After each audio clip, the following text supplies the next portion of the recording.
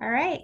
Thank you, everyone, for joining us for the last of our 2023 Water Ambassador Program webinars. The Water Ambassador Program is a partnership program between Martin County and the University of Florida IFAS Extension, and it's an education program designed to address stormwater and water quality issues in Martin County and the greater region and state. So this is our last webinar for the year. So we don't have any upcoming webinars, but we do have our last field trip, which is next Tuesday. We have about 5 slots left. So for those of you who want to join us, you can scan that QR code now. It's at the Loxahatchee River District from 10 to 12. And we're going to be taking a tour of their water treatment plant and some of the wetlands that they have on site. And it's just a fantastic facility.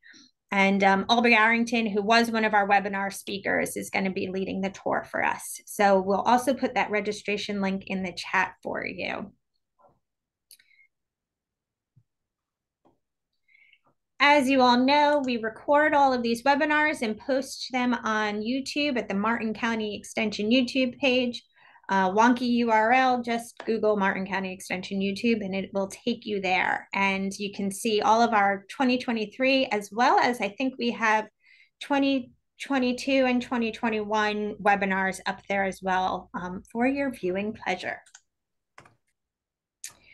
Please use the chat features to ask questions. So we'll hold all of the questions until the end and then address them.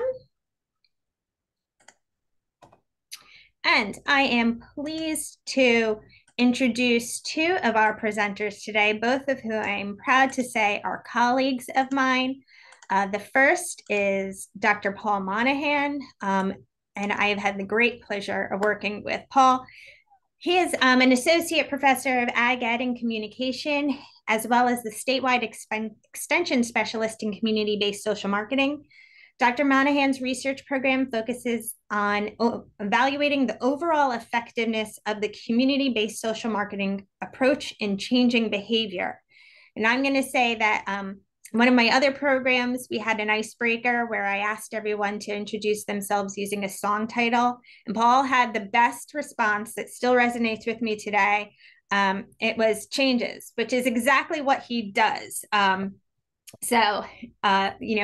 that Paul does in studies is to evaluate and improve changing behaviors.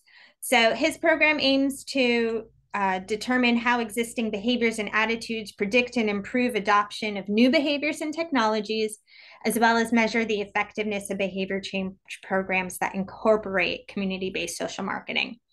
Paul's research findings have helped develop best practices to address social issues, engage the public, foster behavior change, and he's applied this research to water conservation among Florida residents, energy conservation in underserved neighborhoods, food and nutrition equity, and agricultural labor safety.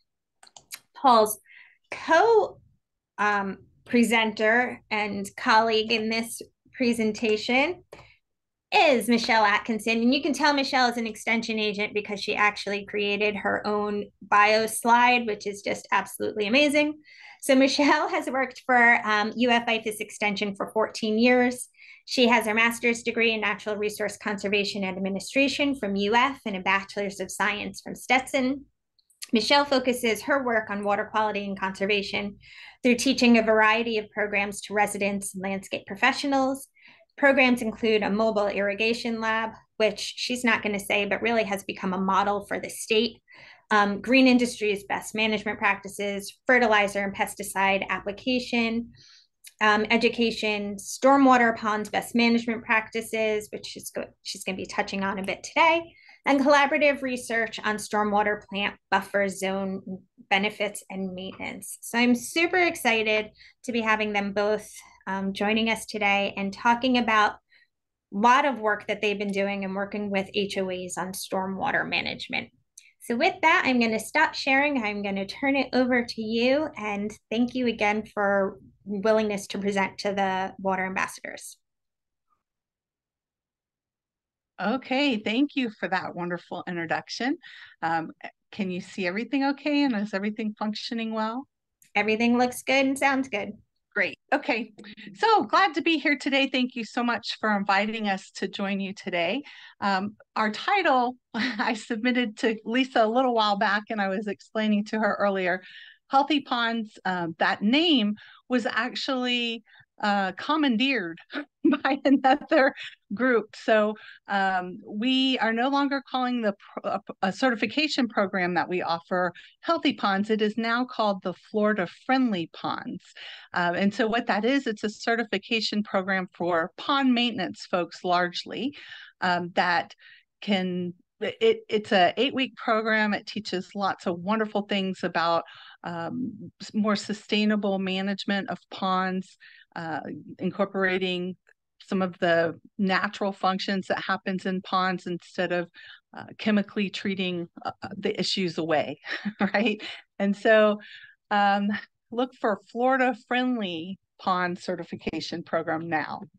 Okay, where is my mouse? There we go. Okay, so most Floridians don't live on a lake.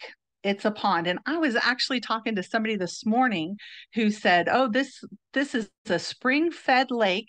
It's been here forever. And I looked at a Google map and it was rectangular. Most of our lakes are not rectangular in nature. So I went back with her on the phone to an old aerial in the 70s and said, well, it's not there on this 1970s map. So a lot of us think that we're living on lakes, but they're actually stormwater ponds and they have a function and a purpose. And so what are they really? They're these man-made features in your neighborhoods. Now, retention ponds are often sold as lakes. However, they are stormwater ponds and they help us managing surface water and water quality. So this is what people really want, right? They're looking for green grass to blue water. They want a reflection pond and preferably a fountain in it. But that's really not what these things are. Why do we have them? They're to help treat all that stormwater runoff. So when it rains, as you can see in the graphic here, the rain hits the rooftops, it hits all these hard surfaces, it gathers pollutants and flows on into a pond.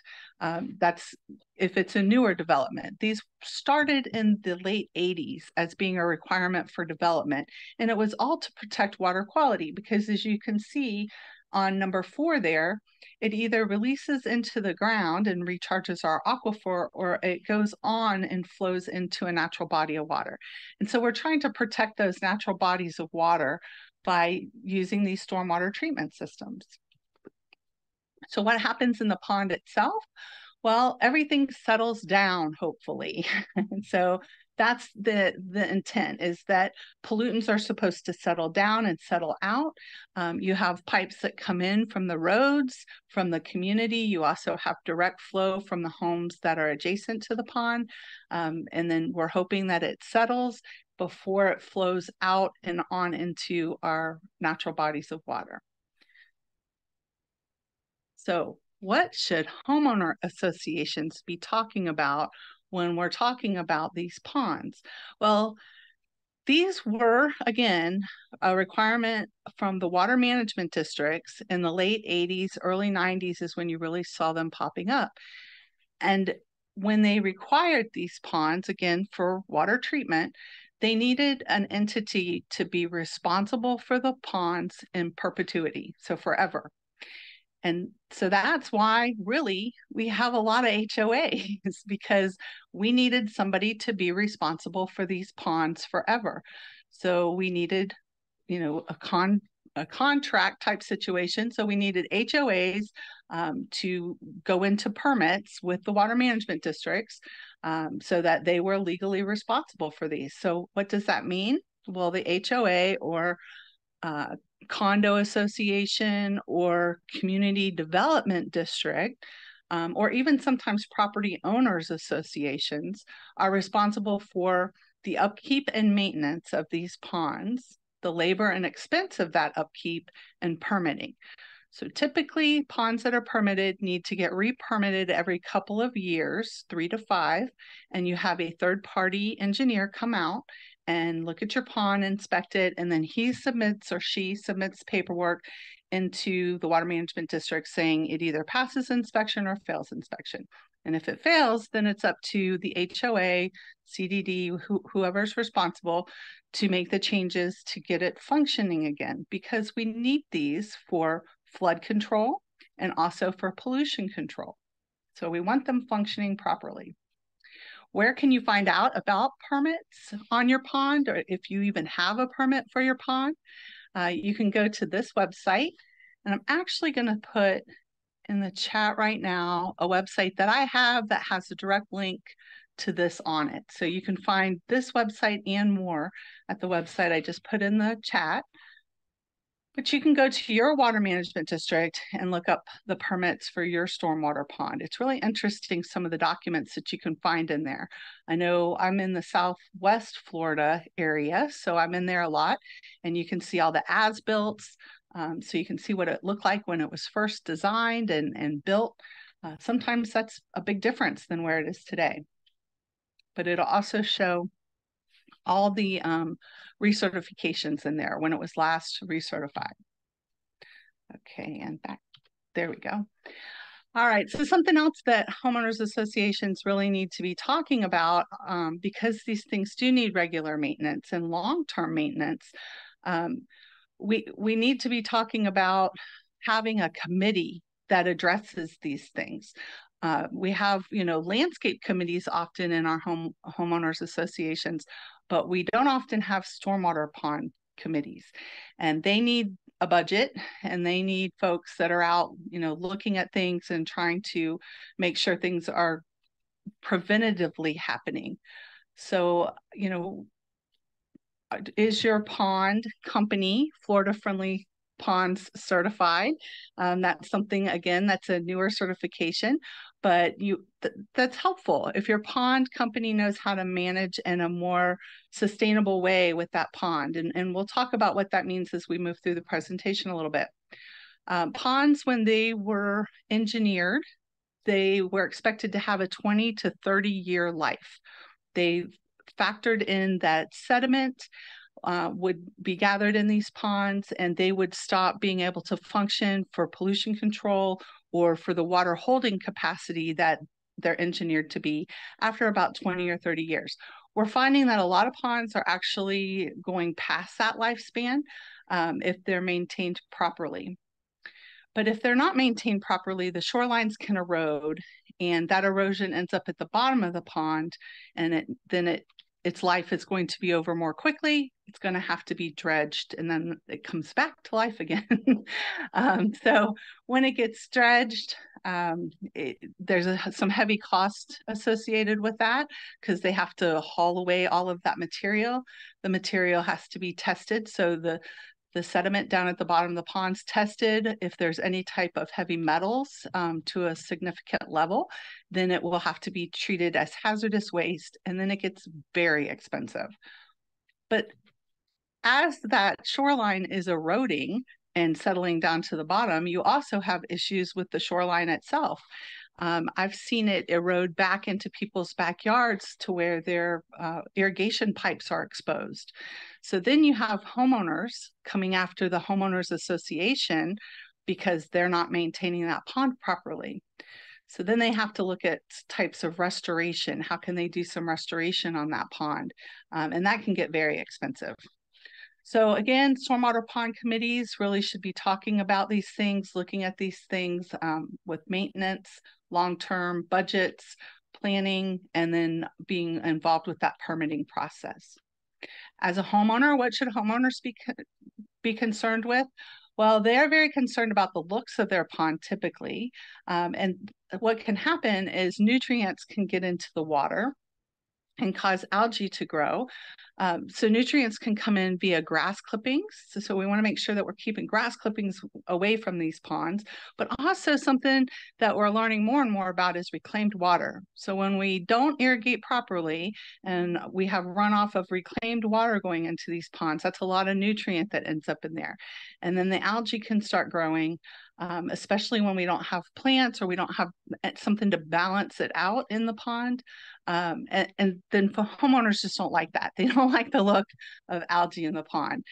Excessive algae can also deplete oxygen, and then you can have fish kills. Other things can cause fish kills too. The pond can flip sometimes, and that's a natural process, but sometimes it can be due to algae. We also have, we need to pick up after our pets, because this is an actual photo as I was walking around a pond one day. Not only the nutrient, but also the other bacteria and other pathogens can end up in our ponds. So in the chat, if you would please, what do you think? Is this a good or a bad amount of algae in the pond? Good or bad? And I'm watching chats.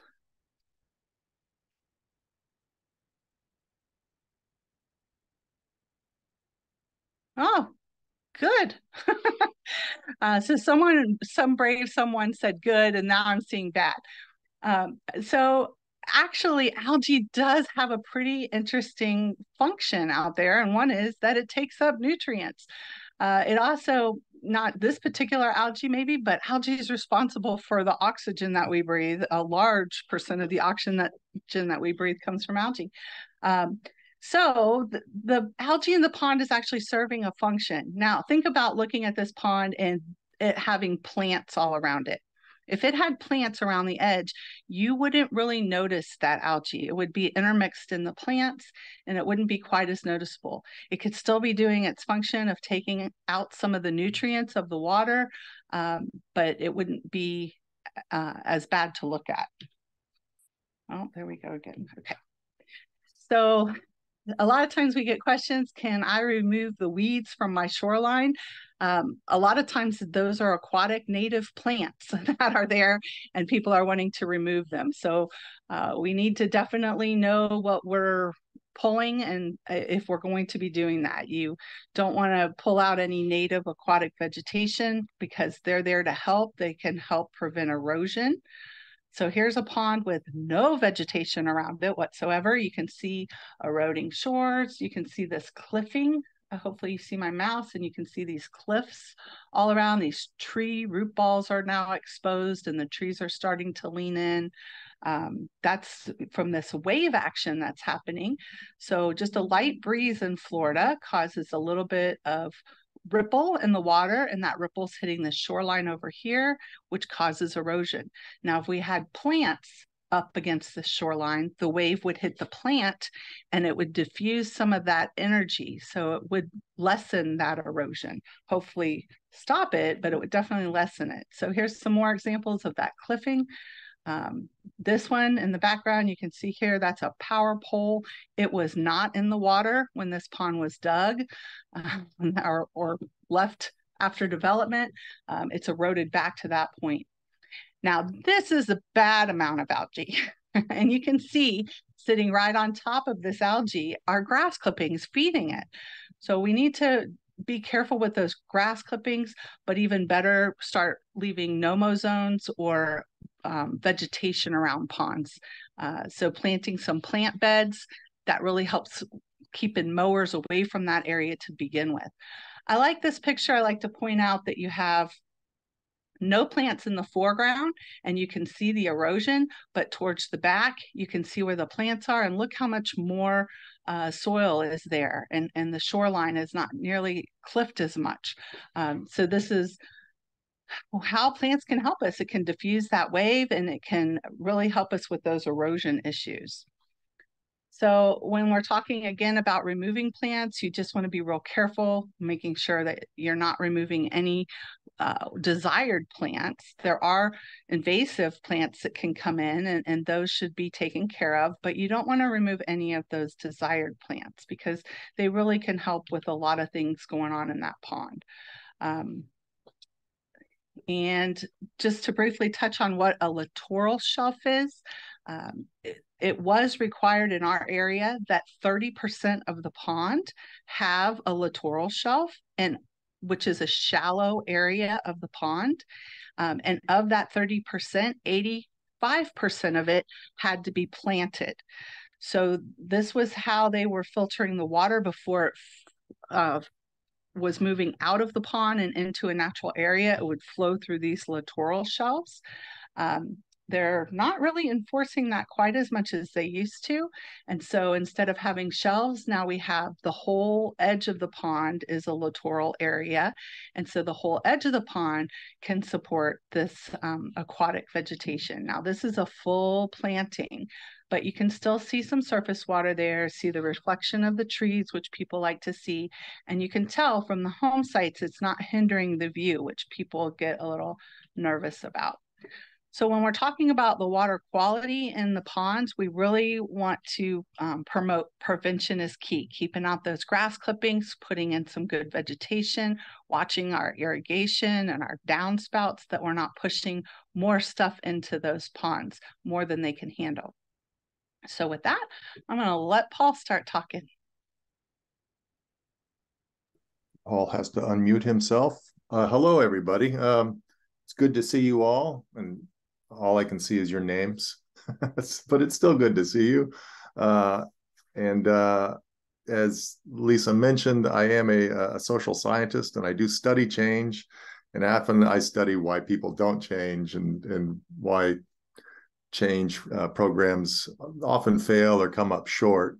And with stormwater ponds, it's no different. And part of the reason is because a stormwater pond, in addition to being a biological and an aesthetic amenity in somebody's neighborhood, with functions for stormwater control and drainage and all that, it's also kind of it's a social phenomena.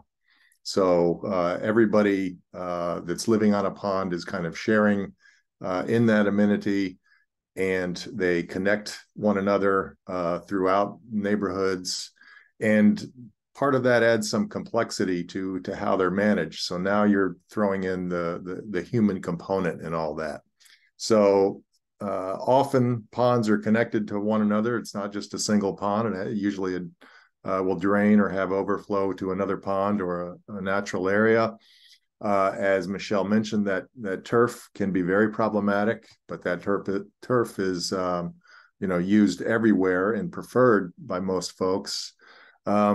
We're going to talk today a little bit about how the HOA fits in with that, but also the homeowner themselves, whether it's their knowledge or their attitudes or kind of their social norms. And I'm going to touch on all of these topics just in the next couple of minutes, just to show how complex and beautiful stormwater ponds are from the perspective of a social scientist. So Michelle, next slide, please. Thanks. So again, Michelle mentioned grass clippings, but also fertilizer runoff. Those things, they might end up in your backyard pond, but eventually they can accumulate further downstream. So people have to realize the ponds connect them. And that's a good thing to know, that you're connected to your neighbors through this amenity. Next slide. There's always that HOA and the rules they make and kind of the norms that they enforce. I don't live in a neighborhood with an HOA, but what I've come to realize is that the HOA really, its role is to prevent change and maintain things the way they are and maintain things the way people bought them. So, and then people often say, I bought this pond and it looked like this when I bought it, and I want it to stay that way. The HOA, as we know, they can often be contentious. So you don't want to upset your neighbors. All the neighbors have agreed to belong to an HOA. So there's this kind of element of social norm. Okay, we're all in this together. We've agreed this is the way it's going to look like. We've agreed that the HOA is going to make the decisions, and that can inhibit change. There is quite a knowledge gap in what homeowners understand about their ponds. And as Michelle mentioned, it's kind of the fact that they collect nutrients is kind of a hidden function. It's hard to see nutrients in our landscape, in our environment. But the pond, definitely, that's a major function of them, is to collect nutrients through fertilizer, and stormwater runoff and grass clippings.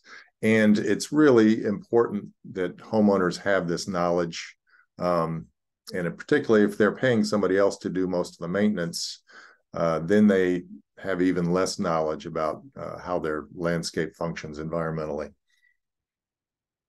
I'll talk quickly about a survey that we did, showing that, and we asked in the survey a lot of questions about lawn maintenance and preferences for stormwater ponds.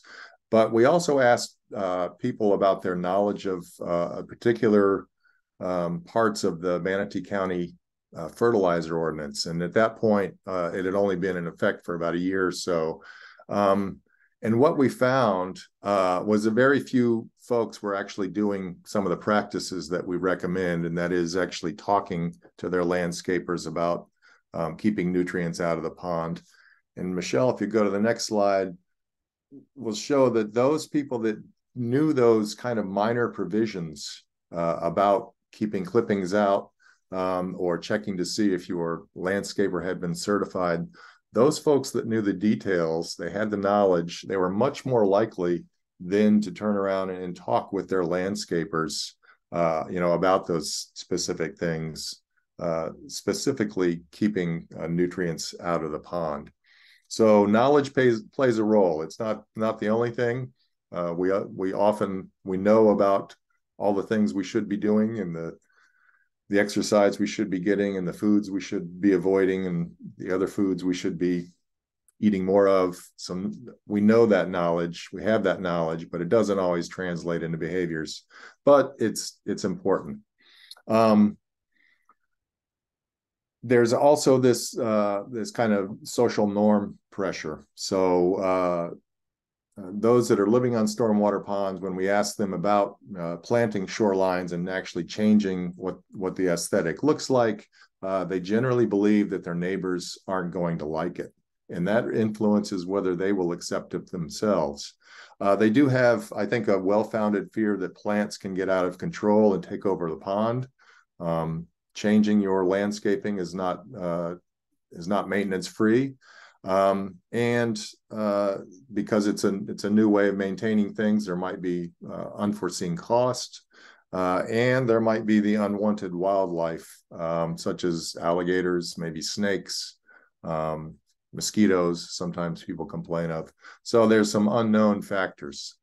And again, in this survey, we asked people whether they would prefer plantings on their pond. We were actually surprised that about a third were accepting of a changed landscape. But when we asked them also, how do you think your neighbors are going to feel about it? They were much more pessimistic. And so what the finding shows that actually their neighbors were among those 30% that would accept it. So if they knew more that their neighbors would accept changes, sometimes that would help change the attitudes and then the acceptance of new pond landscaping, if they knew that their neighbors also could support this. Unless their neighbors were in that category that really hate changes, and those people, they know who they are, they know what percentage of their neighbors are not gonna like change. But it's good to know that there's other kinds of people out there. There's some that are definitely going to be against it, but there might be a significant portion that might be ready for something new. And one way to sell people on change is really give them things that they like aesthetically. So we had a grad student do testing of different photographs with different options for pond landscaping. And these are some of the things that people prefer. They still like an open water vista. So that means, plants will have to be low enough so people can still see their water and see the reflection of the sky on it. But mature trees and evergreen plants that stayed green throughout the winter were preferred. A shoreline that kind of had a designed look and was not messy, but was described as neat was more preferred. So when it comes to choosing plants, aesthetics are a primary factor, but we know that aesthetics might not be the best way to get functional plant designs in a stormwater pond. And here's those social norms again. But we also look for ways that social norms we can use those to motivate change. So we really found that homeowners were in the neighborhoods that we studied were very connected to one another. They hung out a lot, they talked a lot, they talked about landscaping a lot, but they did activities together. And so there is a lot of social interaction in some of these neighborhoods, and appreciation and pride in landscaping and the way their lawns look, and pride overall in the community. And wildlife is really highly valued. So that can definitely be leveraged to encourage pond behavior change. And one way to encourage change is just to show that there's benefits to doing that. Okay, anytime that we make changes, we know there's barriers to it, but if we can convince people that the benefit of doing something differently will outweigh those negative costs, then we might be able to convince more people to take a chance. So if wildlife is valued, shoreline habitat encourages more wildlife. We know that plants enhance the ecosystem of these stormwater ponds. As Michelle mentioned, erosion is becoming a bigger and bigger issue with these ponds as they age. So telling people that, plants could mitigate erosion could be a selling point. And for those who are really interested in, their contribution to downstream pollution, telling them about how plants or a change in practices can prevent pollution downstream in their estuaries or their bays, that can also be a selling point. One of the best practices that we use in behavior change is really specify exactly what you want people to do. You can ask people to get more exercise in general, or you can specify, start walking for 30 minutes every day. And the more you specify what you'd like people to do, the easier it is for them to adopt these new behaviors.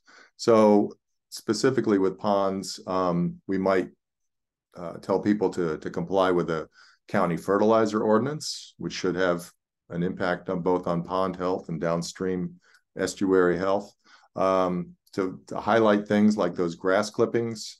If you start to look at stormwater ponds and drainage areas for any length of time, you're going to notice there's a ton of grass clippings. It's pretty common, especially on the days that landscapers are mowing. And that can be an issue that's easily solvable, and it's a specific behavior that recognize and prevent clippings from going in the ponds. Another best practice is that we don't try to reach everybody. We really target specific audiences. So we've been talking a lot about the homeowners, but there's HOA management companies. There's the HOA leadership that hires contractors. Homeowners hire contractors. So the contractors might be a specific audience that you want to target and modify behavior or get them engaged in change. The landscape companies also have employees. And so that's another layer of different audience segments that you might want to focus on. So if their employees are speaking English as a second language, you might want to consider doing education or outreach in their language of choice. Michelle, thanks. So overall, no matter what audience you focus on, really get to know them. And first of all, find out how much they understand. How much do they care about this issue? And can we get them to care more about it. They might have other priorities, and that might be the value of their homes that they're concerned about, or that erosion problem. Knowing what their priorities are, what their practices are they doing any maintenance themselves? Are they throwing extra fertilizer out there themselves, or do they, contract all of this out and not have any connection with their landscape? It's just good to know who you're talking with, but also knowing what they think their neighbors want. And again, if we can convince people that their neighbors might be on board with things, sometimes that will change their attitudes also. We also have recommend really comprehensive campaigns. So it's hard to change behavior with just some signs or refrigerator magnets or email reminders. Kind of integrated, comprehensive campaigns are going to be more successful. Some of the things that we've done, Michelle has led orientation walkabouts, where we take neighbors and walk from one pond to the next and show them and describe to them the issues. And it's always fun to see all the grass clippings in the edge of the pond when you take people out for these walkabouts. We've constructed demonstration gardens that show the benefit of different landscapes. Good signage can help, but we've also offered expert panels and science cafes and field trips to other neighborhoods to see how others have done it. This is just a quick slide of a science cafe that we held in Lakewood Ranch in Manatee County. There was over 50 people came to this, and we had presentations by students and by the pond manager that was making decisions, and of course we had food, and it was really well attended. And again, I think people want to know. There's a desire for scientific knowledge about their landscapes and their environments. And ways to frame behavior change to make it the norm. Again, if a well-functioning stormwater pond is a mutual responsibility, it's a responsibility to the ecosystems downstream. There's often items in the news, maybe an algae bloom, or the fertilizer ordinance taking effect in June. Those things can kind of be leveraged to show everyone that we're all in this together, and that we're all solving water issue problems or issues with erosion and cost in our HOA, and really emphasizing that good prevention techniques will keep costs down in the future. And I'm going to just give you a quick example of an HOA. I think this was in Sarasota County, where they actually named their ponds. And often the ponds in a development are numbered, and people don't really identify them. So this HOA had a pond and naming contest. And I'll just show you a quick slide from that. Michelle, that next slide. People came up with the names, and they actually made up mock signs, and then they had the neighborhood come out and vote on the names that they preferred. And there's this last slide, and this is what they finally ended up was ponds that were identified by the wildlife or certain residents. And I think we haven't tested this, but I think it's just good practice to kind of build community around this shared space. And one way to do that might be starting with names. So when people talk about their ponds, they're talking about the Turtle Time Pond and not pond number 468. So I think, and this is my last slide, just remember, change is hard. It's hard for all of us. It's always easier for us to keep doing things the same way. So convenience is, the bane of all change agents, along with apathy. but people have real fears, and we have to address those fears. They don't know what change is going to entail, what it might cost, how things could get worse. So you have to address those fears. Again, when people are afraid that their neighbors are going to disapprove, that's one of the major things keeping folks from doing things differently. So we have to get more of the neighbors on board.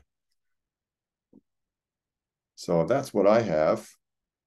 Thanks, Michelle, for doing that. And I would love to hear questions. Fantastic. Thank you. And Michelle's been busy sort of responding to a couple of the questions in the chat already. So while people take the time to type some more questions in, I'm going to launch our evaluation. You all should be pretty familiar with this. And let me just do a quick scroll to see if there's any that haven't been addressed yet. So there's a bunch of references, including stormwater pond plants. A comment just saying that in addition to the problem of HOAs versus homeowner needs, but you also, some of these HOAs also have golf courses, and they have very different needs also associated with their stormwater ponds. I don't know, Paul or Michelle, have either of you worked with the golf course HOA community at all? Yes, several. And they are set up different ways. Sometimes it's one entity that oversees both the HOA and the golf course.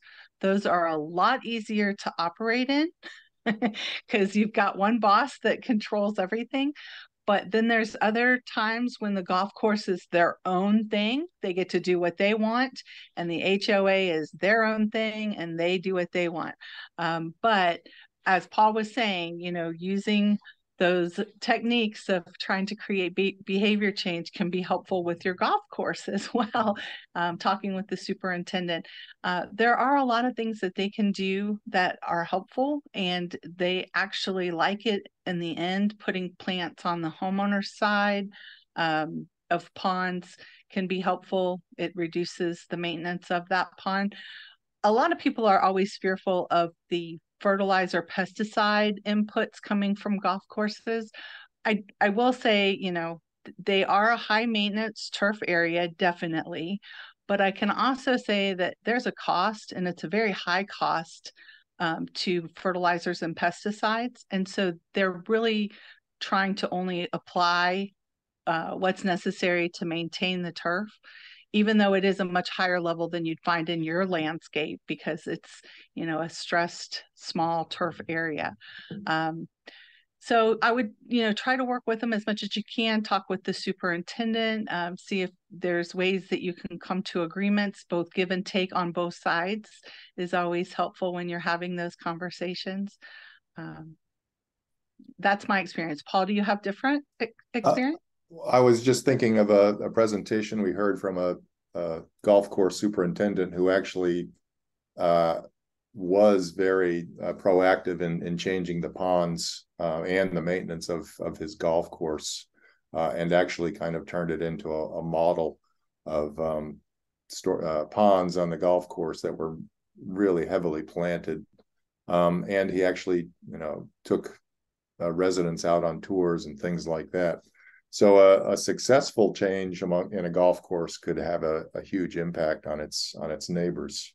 So it might be a place where you actually want to target to have better shoreline plantings and more control over nutrients. So Vincent asks if there are any studies that link how pond practices or maybe even pond aesthetics, whether or not they affect home values. Paul, do you have anything on that? I know we're looking at that currently as a part of a grant that we received from the National Science Foundation.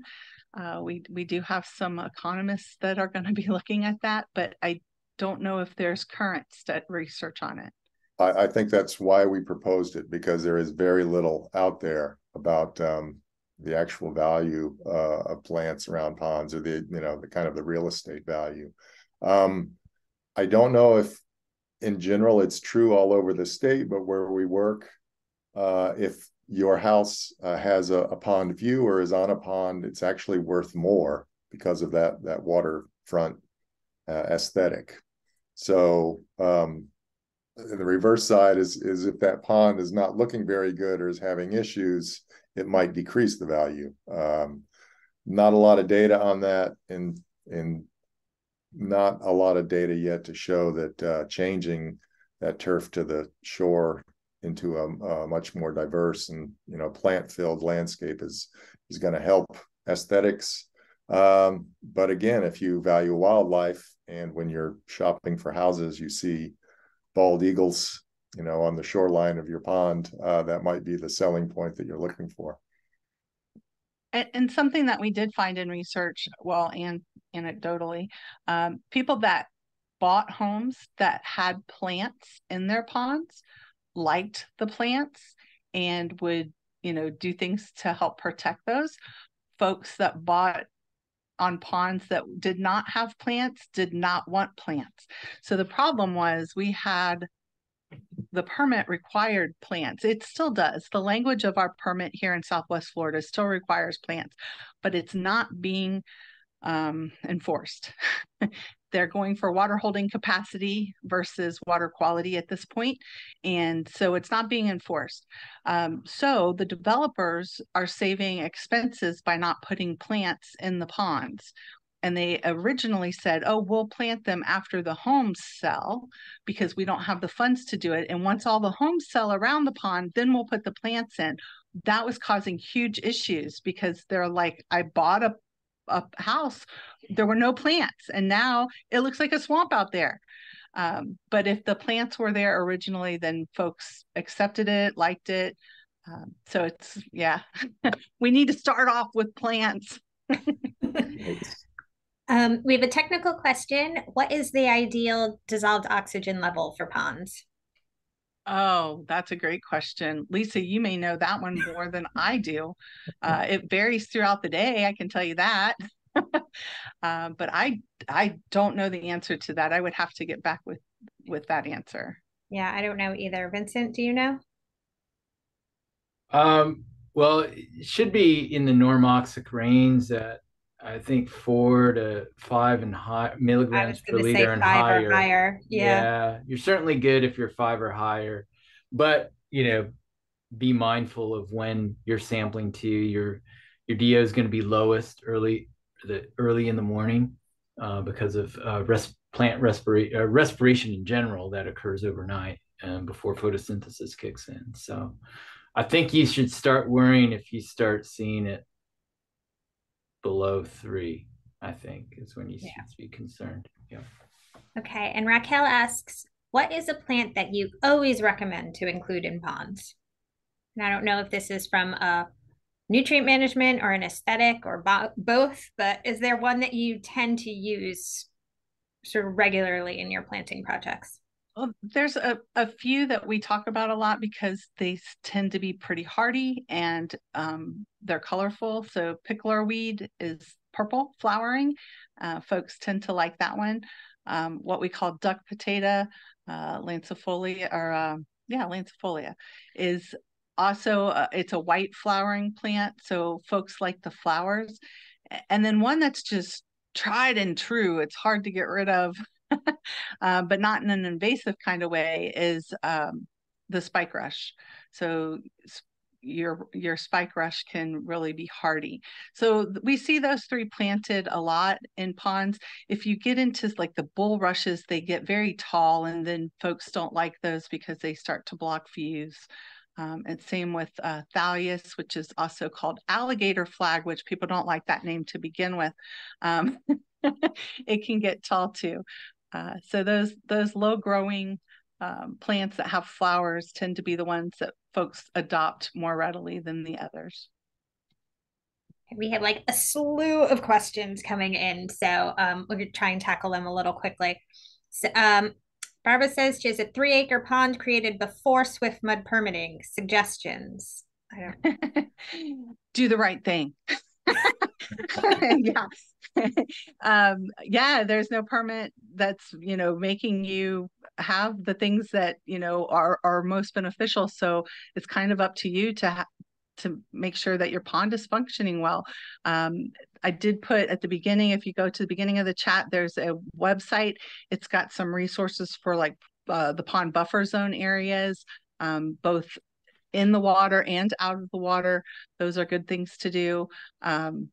And just, you know, making sure that erosion doesn't happen is one of your big ones. If you can really reduce that erosion, that's a great thing. And then reduce the inputs going in, like your grass clippings and, you know, runoff, even if it's in your own backyard and it's just your pond, that's one thing. But if it's in a community, you've got a pipe in that pond. So all those streets and sidewalks, it's coming from everywhere, not just the people that live on the pond. And always talk to your local extension agent. And Dennis asks, what's the first sign of pond degradation? Well, we hear about the algae, but sometimes when we go out, the algae isn't to a level that we're really concerned with it. But I kind of say that the pond is a report card for the community. So when you're pointing at the pond and saying there's algae in there, there's those 3 fingers pointing back at you, which is usually like grass clippings, over irrigation, over fertilization. You know, there a lot of things could be going in there. So a lot of times algae is what brings us out. Algae or erosion is typically why we get called in. Great. Nick, who does a lot of restoration projects with Martin County, asks, what are your thoughts with mixing submerged vegetation into planting plans? That's great. Yeah, definitely more and more information coming out on that. We've been hearing from AJ Reisinger, who's one of our soil and water researchers, and then Dale Laughinghouse, who's one of our phycologists. And they're talking more and more about the benefits of that submerged vegetation. So I haven't worked a lot with it. I can't recommend certain plants that would do better than others, but we're finding that it's a very good thing. Terry has a project that she's working on. I'm going to leave this in the chat, but she basically says that they're doing a pond restoration program and they're going to be using a new sort of technology to curb shoreline erosion. So if you're interested, she has her contact information there to follow up on. Oh, great. Yeah, so with FIT? Students, it looks sorry, like, I like the loudest mouse ever. I don't know if you can hear me scrolling. Bill says, do you have any information about testing water quality in stormwater ponds? I believe that they can be large pollution sources to the Indian River Lagoon and other downstream sources if not properly maintained. Lisa, are you aware of any kits that are available in your area? I know we're in a different water management district. Our water management district used to have kits that homeowners and the like could get to use on their ponds. I don't know of any kits. I don't think South Florida Water Management District does it. If anyone from the district is on here, feel free to speak up and correct me if I'm wrong. But no, I don't know of any local. Okay, and then so your pond management company should be probably testing the water, and a lot of times those results aren't shared just because there's a real lack of communication there, and they haven't done it in the past. Nobody's asked them about it, so they just aren't doing it. So I would talk to, if you have pond maintenance company, I would talk to them first. Some extension offices have some types of water quality kits. I don't think any of the offices in the Indian River Lagoon counties have pond management programs. I could be wrong with that, Vincent. Okay. I don't know, but I don't believe Brevard, Indian River, St. Lucie, or Martin have. That would be a good document for us to, like, fact sheet for us to put together, then some resources that folks could test their ponds. So maybe look forward to that. Vincent and Lisa and I can work on something. We'll work with a soil and water scientist on it and see what we can come up with. Perfect. Britta asks, how big of an issue are drain tiles running from the roofs to littoral shelves and ponds? big issues. We see huge erosion between homes, and typically it's because of 2 downspouts coming down on the corners of homes, leading to, you know, one flow and then flowing down into the pond. And so on those property lines, there's much bigger gullies from erosion than across the rest of the backyard. Rain gardens are wonderful, diverting that flow, you know, through some landscape beds. Sometimes the flow is just too forceful and there's too much of a slope. But you know, there's other ways than just having it run 2 feet from the home and then straight down a slope into the pond. So you'll need to work with the HOA and your neighbors to address that. But there are other ways to do it. And sometimes you need to talk with, you know, like some engineering type folks that know how to manage stormwater to come up with the best solutions for that. But yeah, it can be a real problem. Yeah, so there's a couple comments in the chat. I'll let you read later, talking about golf courses, certain sort of best practice programs for golf courses, and just how superintendents tend to know quite a bit about maintenance. So it's just working with them responsibly and letting them know of these other programs that exist. Dennis asks, is Florida swamp lily a good plant for pond edges? Yes, yeah, the crinum lily is a good plant for that area. I don't, and it depends on your soils in your area. We just don't get it establishing much in stormwater ponds. So, you know, there's a little different environment there than in a natural environment. We have it in our natural environments pretty prolifically, but on the edges of these stormwater ponds, we're not finding it quite as much. So I'm not sure why that is specifically, but it could be in your area that you have a different experience with it. But yes, it is a recommended plant. And I know you talked a little bit about the issues of compliance with the permitting, but who is it that actually comes out to evaluate compliance with ponds? So the Water Management District used to be a lot more involved, and they got their budgeting taken away quite a lot of years ago. Unfortunately, we had a governor who really swiped their budget from them, and they stopped regulating ponds as much as they did. So there is a third-party inspector. You pay a third-party engineer. They're like a stormwater engineer that comes out to inspect your pond, and they submit the paperwork to the Water Management District. And that's how it typically works unless there's a complaint.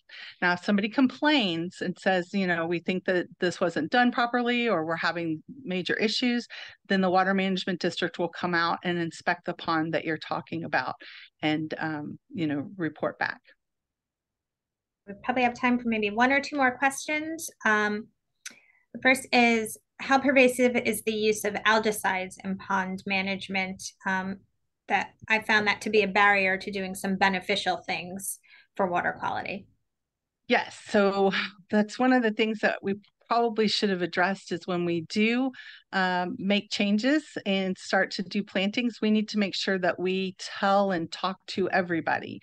When you start making changes to your stormwater pond, it could actually impact the contract of the pond maintenance company. So you definitely want to talk with them, make sure that it's not going to cause any extra fees.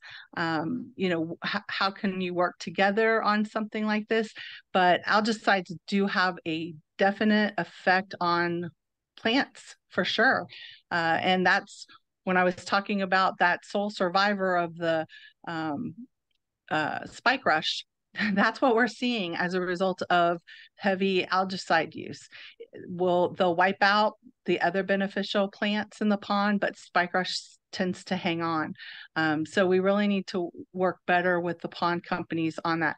There is a different algicide that can be used. It's a hydrogen peroxide product, and it doesn't have that same effect as the copper sulfate does. It's more expensive. So again, that's a conversation with the HOA and the pond maintenance company to see if that's a product that could be incorporated into the maintenance plan versus the copper sulfate. And you'd use a dye with it too. A lot of companies use dye with other chemicals or just dye alone because it reduces the light penetration in the water, which can reduce some algae growth. Okay, and that is 1 o'clock. I want to thank you, Michelle and Paul, so much for this great presentation. It was a fantastic way to end our 2023 webinar series. And I think you can tell from the comments in the chat, whereas a lot of thanks, great information. Everyone's asking for the resources again. So obviously this is really important and useful information. So thank you so much for being willing to present to the Water Ambassadors. And if you have any questions that we didn't get to, unfortunately, you have Paul and Michelle's email addresses still on the screen. So I'm sure if you reached out to them or to myself and Vincent, we'll be happy to address those questions for you. Yeah, and thank you for listening, and thank you for wanting to do better with our water here in Florida. It's super important. Yep, and we want to say thank you all to the Water Ambassadors for continuing to attend the webinar series, and hopefully we'll see a couple of you next week at our field trip. And we will probably be starting our next series the start of the new year in January 2024. So if you have any thoughts of topics or presenters or anything that you'd be interested in hearing more about, shoot Vincent and I an email. All right, thank you, everyone. Thanks for the invitation, Lisa. Thank you.